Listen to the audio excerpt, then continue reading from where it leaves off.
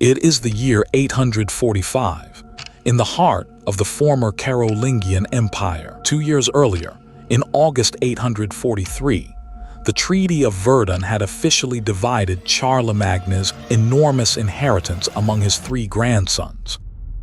In the west, Charles the Bald received Western Francia, a vast territory stretching roughly from Flanders to the Spanish March. In the east, Louis the German obtained Eastern Francia, which included Bavaria and the lands beyond the Rhine.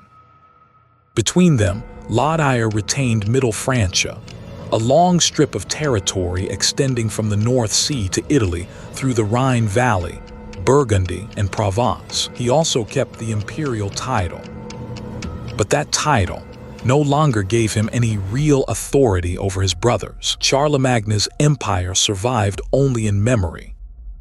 After decades of family disputes and civil wars, the Carolingian world had been severely weakened. Its borders were poorly defended. The great aristocratic families were becoming increasingly independent, and royal authority was steadily declining. In Western Francia, the situation facing Charles the Bald was especially dangerous. In the south, the Aquitanians refused to fully recognize his authority. In the west, the Bretons attacked the Carolingian frontier regions and sought to free themselves permanently from Frankish influence. In the north, an even more dangerous threat was approaching: the Scandinavians. After devastating Rouen in 841 and Nantes in 843, the Northmen prepared a major expedition against Paris and the wealthy abbey of Saint-Denis. According to later traditions, the fleet was commanded by a legendary Danish leader, Ragnar Lodbrok. Western Francia, on the verge of collapse in March 845, Charles the Bald was far from Paris. He was attempting to retake Toulouse, which was occupied by the supporters of Pepin Roman II of Aquitaine. At the same time, he had to defend his western territories against Breton incursions. It was then that he learned that a massive Scandinavian fleet had entered the Seine estuary.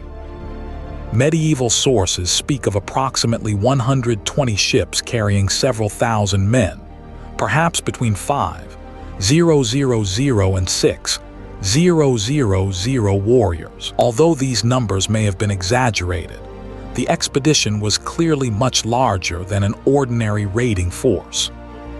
The Scandinavians had not come merely to plunder a few coastal villages. They had 2 major objectives.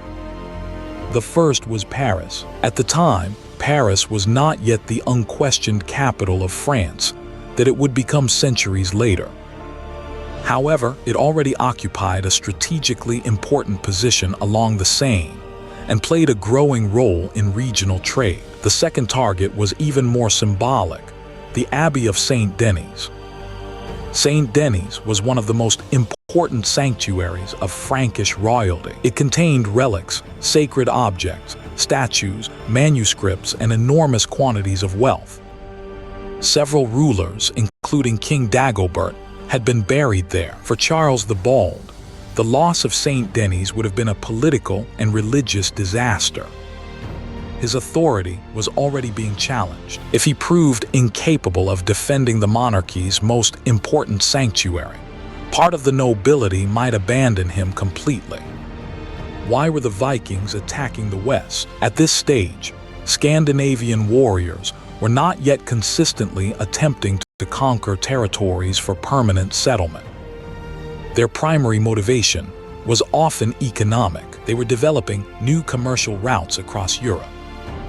In the east, some sailed along the rivers of the Baltic region and continued toward the Black Sea, eventually reaching Constantinople. In the west, their fast and shallow ships allowed them to travel deep into kingdoms by following major rivers. Whenever an opportunity appeared, they attacked wealthy and poorly defended targets: monasteries, abbeys, churches, ports, and villages. Religious institutions were especially vulnerable. They contained gold, silver, valuable manuscripts, and sacred objects, but they rarely possessed strong fortifications or significant military garrisons. The raids may also be understood partly as a reaction to Carolingian military and religious expansion. Several decades earlier, Charlemagne had conducted long and brutal wars against the Saxons, gradually imposing Christianity by force. Thousands of people had been killed, displaced, or forcibly converted. Near the Danish frontier, the memory of those campaigns remained strong. The Scandinavians also knew that some of their people were captured and sold into slavery in Carolingian markets. To them, the Christian kingdoms were therefore not simply innocent victims. They also represented a military, religious, and economic threat. Nevertheless, in 845, plunder was probably the main motivation. The civil wars among Charlemagne's heirs had left the coasts, rivers, and cities almost defenseless. The Scandinavians simply took advantage of their enemy's weakness. Ragnar Lodbrok. Between history and legend, the name Ragnar Lodbrok is famous today because of Scandinavian sagas and modern adaptations. In those stories, he appears as an ambitious, intelligent, and terrifying leader who launches major expeditions into England and Francia. However, his historical existence remains uncertain. It is possible that a chieftain named Ragnar truly lived. It is also possible that medieval storytellers combined the achievements of several Scandinavian kings and warriors who lived in different places and periods. The Ragnar of the sagas may therefore be a composite character. In the case of the 845 expedition, some sources identify the commander of the invading force as Reginhorus, a name sometimes connected to Ragnar Lodbrok. That identification is possible, but it cannot be confirmed with certainty. For convenience, we will refer to the commander of the fleet that sailed up the Seine in 845 as Ragnar. What can be stated with confidence is that this leader commanded a powerful force and understood the weaknesses of the Carolingian kingdom extremely well. Paris prepares for the worst as the Scandinavian fleet approached. Charles the Bald attempted to organize a defense. The Abbey of Saint-Denis stood only a few miles from the Seine. Charles therefore placed most of his forces in the region to protect the sanctuary.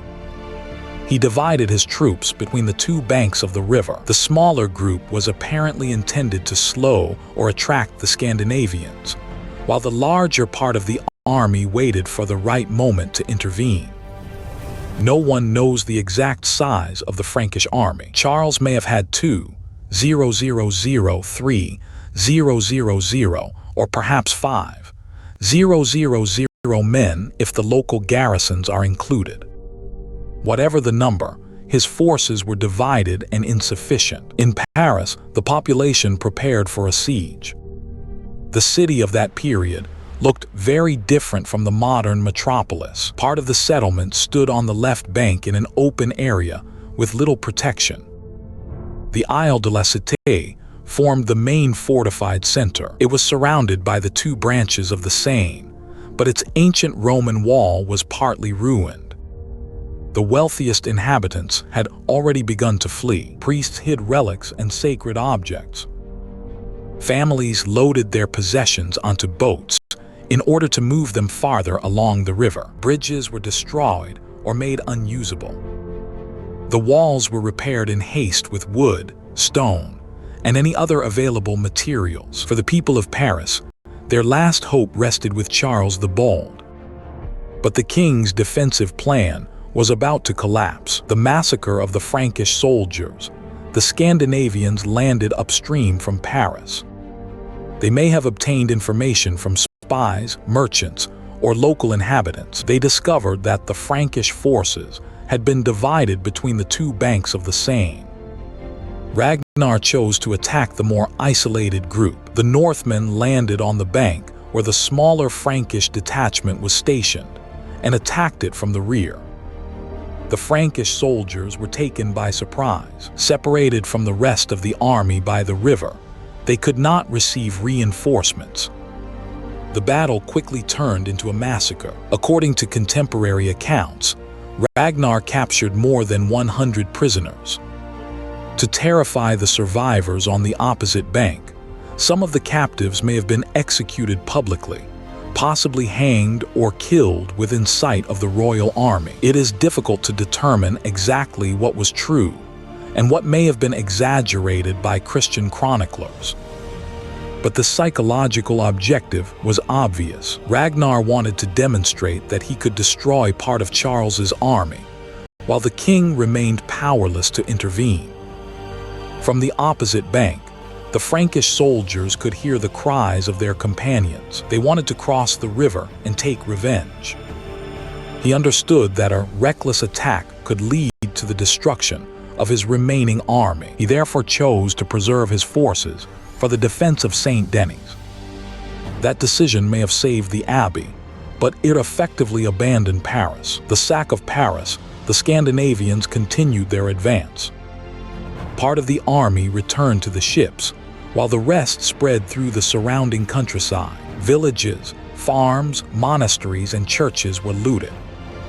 The abbeys of Saint-Germain-des-Prés and Saint-Geneviève were threatened or devastated. Those inhabitants who had not escaped took refuge on the Isle de la Cité. Ragnar surrounded Paris. However, his men probably had little interest in conducting a long siege. Once their ships were filled with treasure, remaining before the walls offered more danger than reward. Ragnar also knew that Charles the Bald was fighting on several fronts. The Aquitanians were in rebellion. The Bretons threatened the western marches. The Frankish aristocracy challenged royal authority. The king could not remain outside Paris forever. The Scandinavian commander realized that he was in an ideal position to negotiate. He offered to leave the region in exchange for an enormous ransom, 7,000 pounds of silver. For Charles, the decision was humiliating. Some advisors completely rejected the proposal.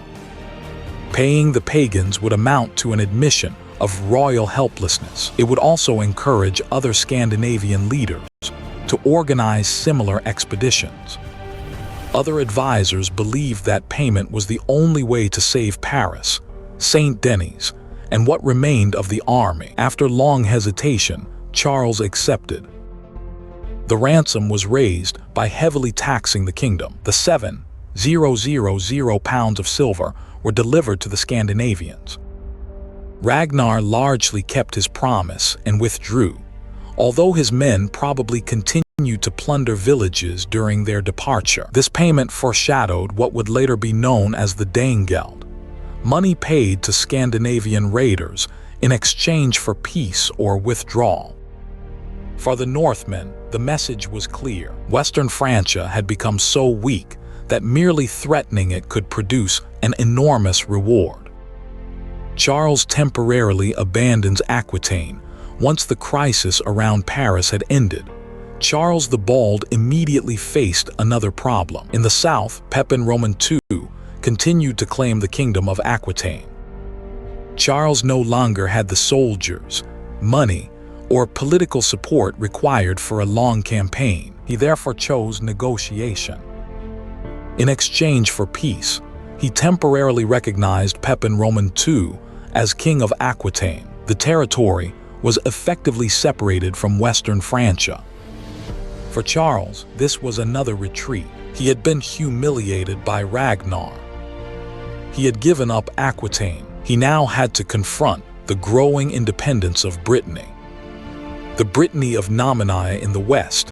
Charles's main opponent was Nominii. Originally, Nominii had served as a representative of Carolingian authority in Brittany.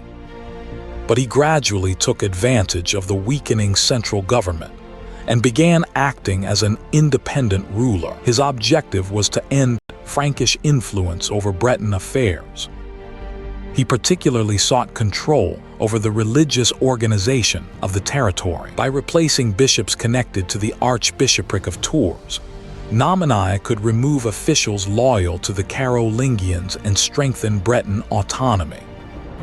If he succeeded, he could establish an independent dynasty and pass power to his descendants. Charles therefore assembled an army to stop him. But in November 845, the Franks were defeated at the Battle of Ballon. The defeat was especially humiliating. The Breton army was probably much smaller, but it understood the marshy terrain and used highly mobile cavalry. The Frankish troops became disorganized and fled. Charles had to appear before his soldiers in person to prove that he had not been killed. The year 845 therefore ended with a general sense of collapse. Within only a few months, Charles the Bald had suffered 3 major setbacks. He had paid Ragnar to leave. He had recognized Pepin Roman II as king of Aquitaine. He had been defeated by the Bretons at Ballon. Only 2 years after the Treaty of Verdun, Western Francia was experiencing one of the most serious crises in its history. A monarchy dependent on the aristocracy to understand Charles's difficulties. It is necessary to examine the political structure of the Carolingian monarchy. The king did not govern alone. He depended on his counts, bishops, abbots, and the great aristocratic families. In theory, the leading men of the kingdom gathered regularly around the ruler. During these assemblies, they discussed harvests, religious affairs, reforms, justice, and military campaigns. The king listened to their advice, made decisions, and then issued capitularies, which were regulations divided into chapters. The counts were responsible for applying those decisions within their territories. Royal representatives known as missi dominici traveled throughout the kingdom to inspect local administration and ensure that royal orders were being followed. This system had functioned under Charlemagne because the emperor possessed enormous personal prestige, great wealth, and a victorious army. Under Charles the Bald, the balance of power had changed. The civil wars had weakened the dynasty. The aristocrats believed that the Carolingians were partly responsible for the chaos. They no longer wished merely to advise the king. They wanted to control his decisions. At the Assembly of Coulanges in 843, Charles had been forced to accept a form of government based on the counsel and assistance of the great nobles. In practice, he could not undertake a major operation without their support. His army also depended directly on them. The Carolingian monarchy did not possess a permanent national army. Most soldiers were provided by counts, bishops, abbots, and local lords. The less support Charles received from the aristocracy, the fewer soldiers he could mobilize. The fewer soldiers he possessed, the less capable he was of defending his kingdom. Every defeat convinced the aristocrats even more that their ruler was unable to protect them. Charles was trapped in a vicious cycle. The growing power of the counts under Charlemagne. The counts were theoretically agents of imperial authority. They could be transferred from one region to another, and their offices were not automatically hereditary. Their responsibilities included administering justice, collecting resources, raising soldiers, and enforcing royal decisions. But as central authority weakened, the counts became rooted in their territories. They developed their own networks of loyalty. They gradually passed their offices and land to their descendants. They controlled local soldiers, fortresses, and wealth. The monarchy therefore slowly lost control over its most important administrative instruments. The king depended on officials who were becoming powerful lords in their own right. This transformation would play a major role in the development of the feudal system. The sack of Bordeaux and the return of Aquitaine in 848, the Scandinavians launched new attacks. They devastated parts of the Cotentin Peninsula and continued their incursions toward Aquitaine. Charles attempted to defend the Channel coast. Pepin Roman II, meanwhile, was responsible for protecting Bordeaux and the Gironde region. The Scandinavians captured Bordeaux and sacked the city.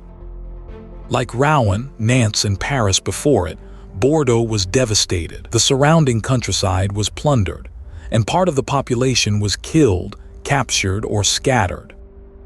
The Aquitanian aristocrats accused Pepin Roman II of being incapable of defending the kingdom. At an assembly held in Limoges, they decided to abandon him. They turned once again to Charles the Bald, who had at least attempted to protect his territories against the invaders. Charles accepted their appeal. Only 3 years after being recognized as independent, Aquitaine was gradually reintegrated into Western Francia. Pepin Roman II was eventually captured and imprisoned. This victory allowed Charles to recover part of his authority, but the Breton problem remained unresolved.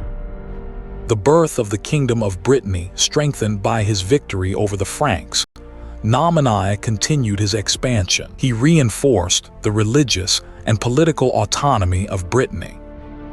His armies captured or threatened several cities along the Frankish frontier, including Rennes, Nantes, and Redon. Charlemagne died in 851, while leading another campaign into Frankish territory.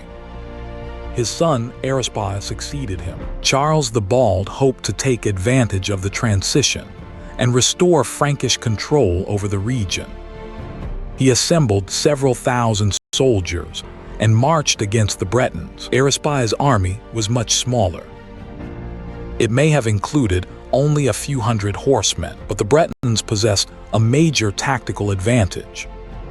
Their light cavalry attacked quickly, launched projectiles, and withdrew before the Franks could force a decisive engagement. The Carolingian troops, heavier and less mobile, were unable to catch them. In August 851, at the Battle of Jingland, Charles suffered another defeat. He was forced to retreat toward Angers. After this setback, he understood that Brittany could not be reconquered by force. The two sides negotiated. Charles eventually recognized Aristocratic as king of the Bretons and ceded several territories to him, including Rennes, Nantes, and the Pays de Retz. Brittany therefore became a largely independent kingdom, although its ruler officially maintained certain ties with the Carolingian monarchy. Was Charles the Bald truly incompetent? History has often portrayed Charles the Bald as a weak and indecisive ruler. He abandoned Paris. He paid an enormous ransom to the Scandinavians. He temporarily lost Aquitaine. He was repeatedly defeated by the Bretons. Yet reducing his reign to a simple series of failures would be unfair. Charles inherited a deeply divided kingdom. He possessed neither Charlemagne's authority, nor the resources of a centralized state, nor a permanent army. He depended on powerful aristocrats who regularly changed alliances. He had to confront internal rebellions, Scandinavian invasions, and regional independence movements at the same time. Every defeat reduced the resources available for the next campaign. Every concession encouraged further opposition. Every victory required negotiation with the nobles, who had supplied the soldiers. Charles was therefore not merely the victim of his own mistakes. He was trapped inside a political system that was rapidly disintegrating. Charlemagne's empire has sometimes been described as a giant with feet of clay. The Western Francia of 845 looked more like a failed state whose central authority could no longer fully control its territories. The end of one world and the birth of another, the crises of the 9th century, did not simply mark the collapse of the Carolingian order. They also prepared the emergence of a new political system. As royal power became unable to defend every region, local populations increasingly turned to nearby lords who could build fortresses, maintain soldiers, and organize protection. Counts and great aristocratic families became indispensable. Their offices passed to their descendants. Their lands developed into powerful territorial principalities. Among these rising families were the Robertians. One of their most important members Robert the Strong, would play a central role in defending Western Francia against Viking attacks. His descendants would gradually gain prestige and power. More than a century later, in 987, one of them would take the throne under the name Hugh Capet. The humiliations suffered by Charles the Bald, the attack led by Ragnar, the independence of Brittany, and the weakening of Carolingian institutions were therefore not merely signs of a chaotic age. They were the first stages of a major political transformation. The old empire of Charlemagne was disappearing. In its place, new kingdoms, new principalities, and new dynasties were emerging. The political world of medieval France was beginning to take shape, and while Charles the Bald continued struggling to preserve his crown, an even greater threat was already gathering beyond the sea. Soon, a massive coalition of Scandinavian warriors, remembered as the Great Heathen Army, would land in England. The Viking invasions were about to enter an entirely new phase. And this new phase of Viking activity was not merely raiding. It was an organized, relentless migration aimed at settling new lands and establishing permanent control. These incursions fundamentally altered the political geography of what would become France and England. The disruption was total. Existing structures of royal authority, already brittle from internal strife, were now tested against a foreign force that valued immediate conquest over inherited legitimacy. While the Carolingian kings struggled to manage local revolts and aristocratic demands within their borders, the northern seas became corridors for a different kind of power, one driven by expansion and settlement. The struggle in Western Francia was thus not just an internal political battle. It was a desperate defense against forces arriving from the north, forcing these nascent kingdoms to forge new identities based on localized strength rather than imperial decree. This collision of worlds was perhaps most dramatically realized in Anglo-Saxon England. While the continental powers wrestled with their internal fragmentation, the island realm faced a fundamentally different challenge. Not just invasion, but an attempt at wholesale conquest and cultural subjugation. The English kingdoms were already navigating complex shifts in power among themselves, often struggling to consolidate tenuous alliances against each other before the true Viking tide swept in. This environment meant that resistance was not monolithic. It took on various forms, from desperate local skirmishes and feuding rivalries to organized, albeit fragmented military responses, led by figures who understood the unique geography of their defense. The impact of these Scandinavian arrivals went beyond mere territorial loss. It introduced new social structures, redefined concepts of kingship, and forced a profound reevaluation of what it meant to be an English ruler in an increasingly volatile world. The remnants of Carolingian authority, already weakened by internal strife, offered little centralized defense against this relentless external pressure.